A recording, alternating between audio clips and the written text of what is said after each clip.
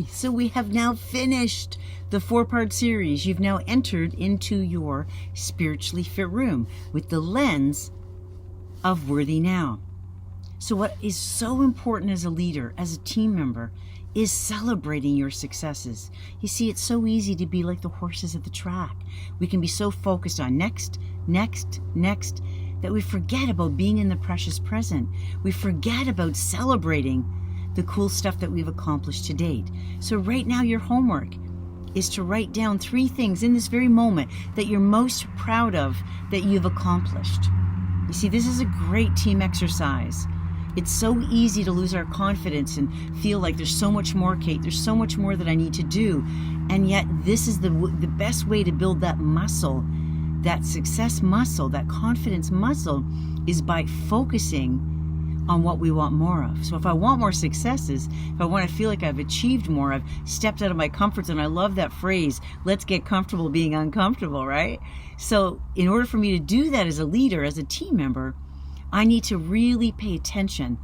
In some of the leadership retreats that I'm hired for, I talk about, in fact, having a success journal, acknowledging, writing down the things that you've accomplished. What an opener for your next team or staff meeting. Hey, what do you say you write down one thing that you're feeling really proud of that you accomplished, and let's share it amongst each other. Wouldn't that shift the energy of the focus of the meeting? So often we feel like, okay, we're human doers instead of human beings. And this is the best way to do it. So, would love for you to share some of the successes that you've accomplished as a leader, as a team member. To me, it's a game changer, really being able to acknowledge those successes, because it's so easy to compare ourselves to other people. But if I'm looking through the lens of worthy now, I'm not so busy out there comparing on social media. I'm not out there, comparing myself to other folks, because I'm staying in my own lane and celebrating all of my great wins. I want to leave you with this. I found this and I thought this was great some years ago. She believed she could, so she did. So that's it. If you're looking through that lens of worthy now, everything is possible. Absolutely everything is possible. However, I need to make sure that I'm acknowledging what I've accomplished to date.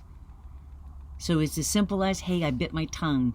I didn't actually say that out loud. Although I thought it, I didn't actually speak it out loud. Maybe another time could be, I'm really proud of myself. I got out of my comfort zone and had that courageous conversation. Or maybe I'm an introvert and maybe putting my hand up at certain meetings because, again, I question whether or not what I have to say is of value. I, in fact, stepped out of my comfort zone and I spoke, said what I needed to say, whether it was a question, whether it was adding value, whatever that might be. So remember, as a leader, it's so important that you deposit and you acknowledge for yourself what it is that you're most proud of, because that will create a beautiful momentum. Have yourself a beautiful day. Remember, you are a powerhouse.